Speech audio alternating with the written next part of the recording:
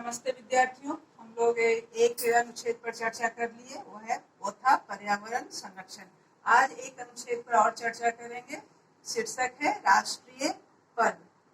बच्चों, जब ये अनुच्छेद लिखने के लिए आएगा तो उसमें कुछ सहायक बिंदु दिए रहेंगे, वो 3 दिया रहेगा।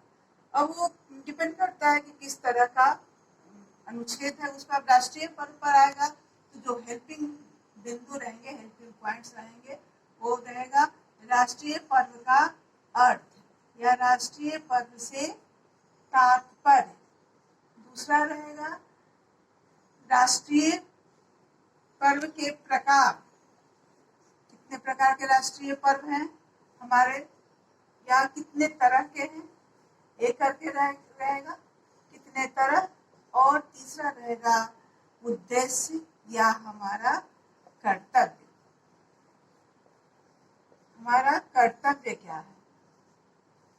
अब यानी इन्हीं तीनों बिंदुओं पर चर्चा करके हमें अनुच्छेद को पूरा करना है। लेकिन इसका अर्थ ये नहीं है कि हम और बातें नहीं लिख सकते हैं। ये हमारी सहायता के लिए दिया जाता है। अब राष्ट्रीय पर्व, सबसे पहले राष्ट्रीय का अर्थ हम लोग समझेंगे। राष्ट्रीय राष्ट्र से बना है, जो पूरे देश में मनाया जाता है। वैसा पर्व जो पूरे देश में एक साथ मनाया जाता है, वह राष्ट्रीय पर्व है। राष्ट्रीय पर्व का अर्थ यही हुआ, हमारे देश में 3 पर्व हैं, वह राष्ट्रीय पर्व है। 15 अगस्त, 26 जनवरी और 2 अक्टूबर। इन 3 पर्वों को राष्ट्रीय पर्व का दर्जा दिया गया है। ये तीनों पर्व पूरे देश में मनाए जाते हैं।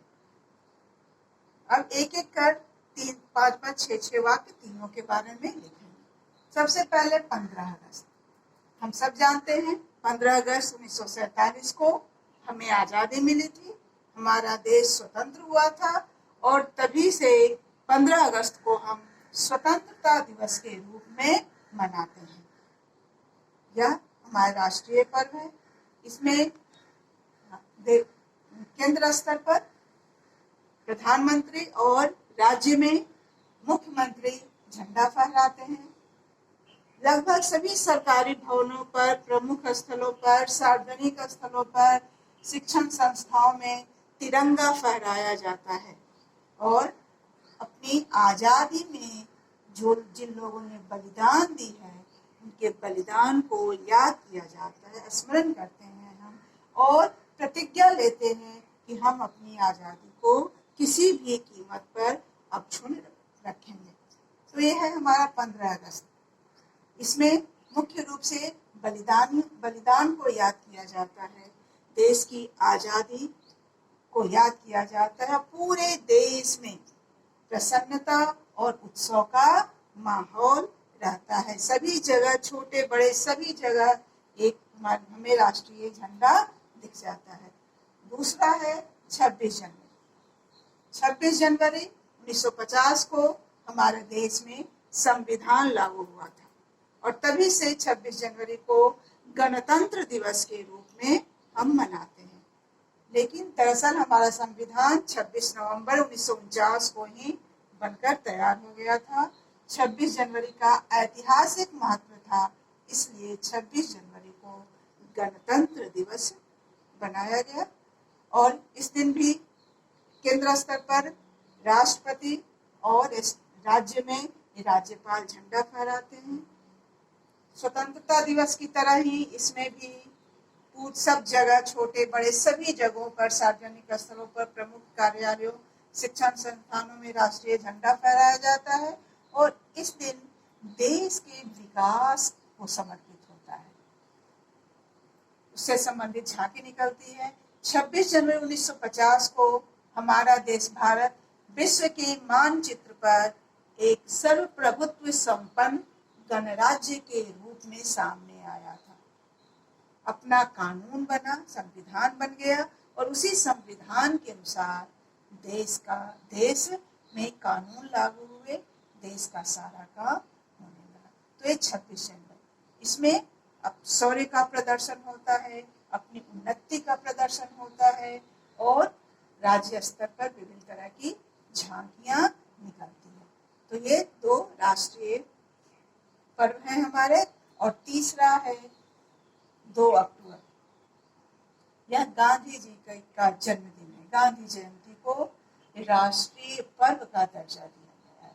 चूंकि महात्मा गांधी को राष्ट्रपिता का दर्जा दिया गया, तो ये जरूरी था कि 2 अक्टूबर को राष्ट्रीय पर्व घोषित किया जाए। पहले 2 ही था, बाद में चलकर 2 अक्टूबर को भी राष्ट्रीय पर्व घोषित किया गया। और इस दिन विभिन्न तरह की प्रतियोगिताएं होती हैं। गांधी जी का जो जन्मदिन मनाया जाता है, उसमें विभिन्न तरह की प्रतियोगिताएं होती हैं, खासकर वैसी प्रतियोगिताएं जो गांधी जी के विचारों से संबंधित होती है। स्वच्छता से संबंधित प्रतियोगिता, संसाधन को, रिसोर्स को बचाने से संबंधित प्रतियोगिता, और फिर गरीबी हटाने से संबंधित प्रतियोगिता, और खास करके स्कूल स्तर पर ही इस प्रतियोगिता को ज्यादा आयोजित किया जाता है। और महात्मा गांधी की जो देन है इस दुनिया, हमारे देश में और विश्व के लिए भी, महात्मा गांधी अब भारत के सिर्फ नहीं रहे, वे अंतर्राष्ट्रीय स्तर के व्यक्ति हो चुके हैं।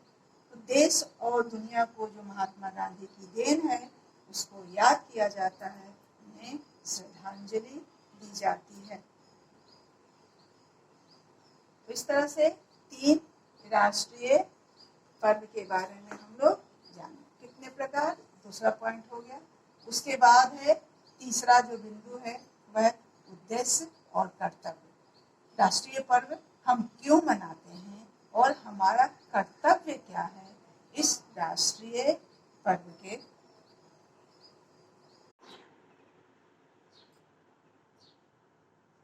राष्ट्रीय पर्व का जो तीसरा बिंदु है उस पर हम लोग अभी बात करेंगे, उद्देश्य और हमारा कर्तव्य। यानी राष्ट्रीय पर्व हम क्यों मनाते हैं। 3 पर्व हो गए इसके अंतर्गत। 15 अगस्त स्वतंत्रता दिवस, 26 जनवरी गणतंत्र दिवस, और गणतंत्र दिवस, और 2 अक्टूबर गांधी जयंती। तो ये क्यों मनाते हैं, हम, उद्देश्य इसका क्या है। सबसे जो महत्वपूर्ण बात है कि ये राष्ट्रीय जो पर्व होते हैं वो राष्ट्रीय एकता का भाव भरते हैं, एकता का भाव भरते हैं। राष्ट्रीयता की जड़ को मजबूत करते हैं,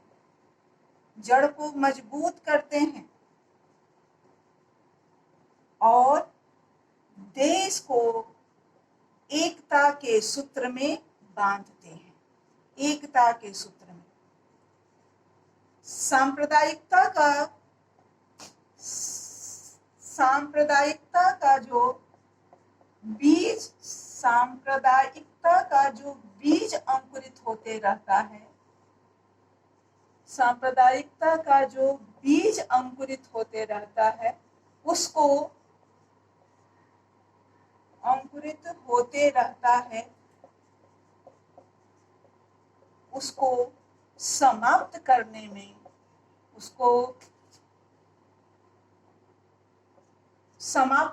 में, या उसको खत्म करो,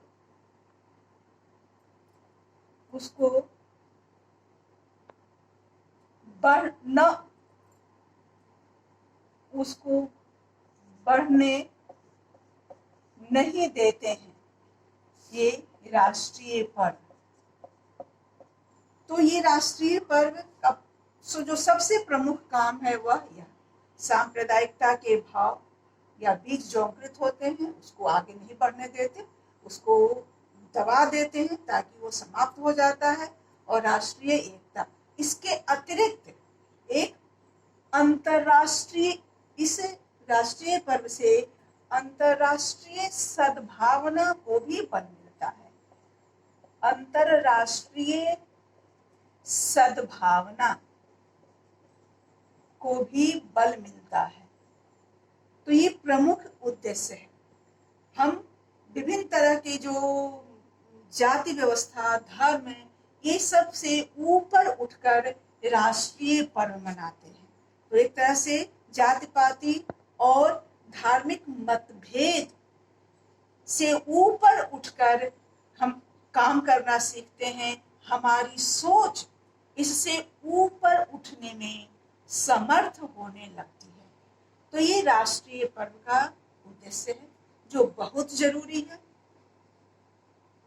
राष्ट्रीय पर्व जब सब जगह, हर स्टेट में, हर राज्य में, सब जगह छोटे बड़े का भेद भूलकर जब सब जगह तिरंगा फहरता है तो ऐसा लगता है हमारा देश एक है, हमारा झंडा एक है, हमारा राष्ट्रीय गान एक है और देशभक्ति का जो भाव गीतों में भरा रहता है उसे सुनकर हम अपनी मिट्टी से जुड़ जाते हैं।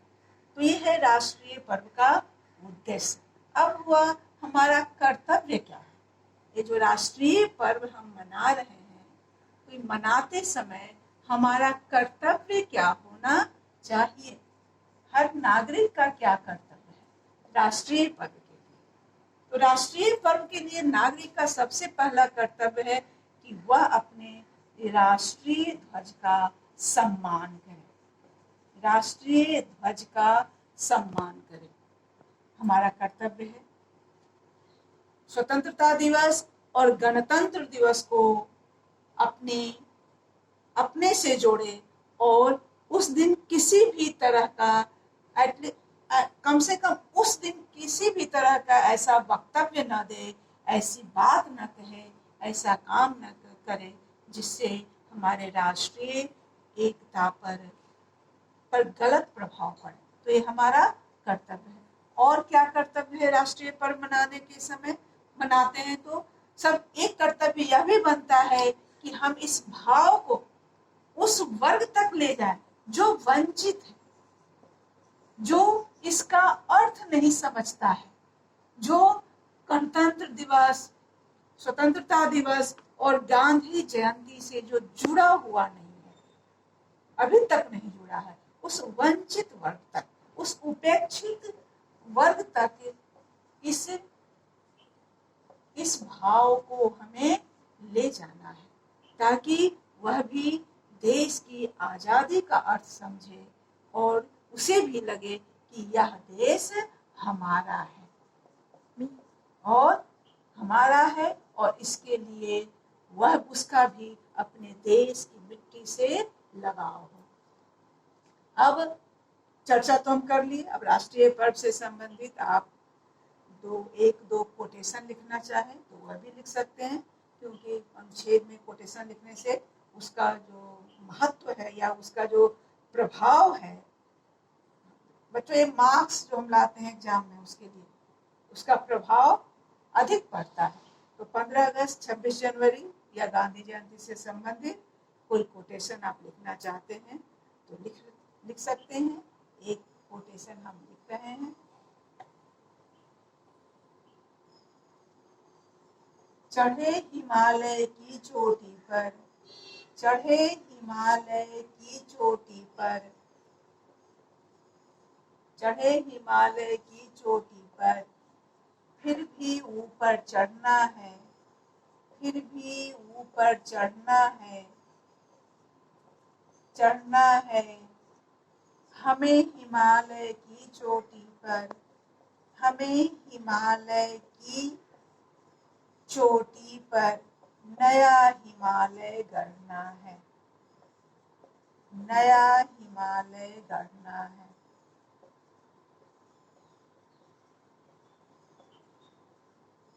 और लिख सकते हैं तन समर्पित, तन समर्पित, मन समर्पित, तन समर्पित, मन समर्पित और यह जीवन समर्पित, और यह जीवन समर्पित चाहता हूँ देश की धरती, चाहता हूँ देश की धरती, मैं तुझे कुछ और भी दूँ, मैं तुझे कुछ और भी दूँ। इस तरह से और भी कोई जो कोटेशन आप जानते हैं उसे आप लिख सकते हैं। तो आज हम लोग राष्ट्रीय पर्व पर चर्चा कर लिए। आज का होमवर्क यही रहेगा, आप इसे अपनी कॉपी में लिख लेंगे। अगर आपको कहीं और से सहायता लेने, किसी किताब से सहायता लेने की ज़रूरत है, आप ले सकते हैं। आप जो हम बताए हैं उसे भी लिख सकते हैं।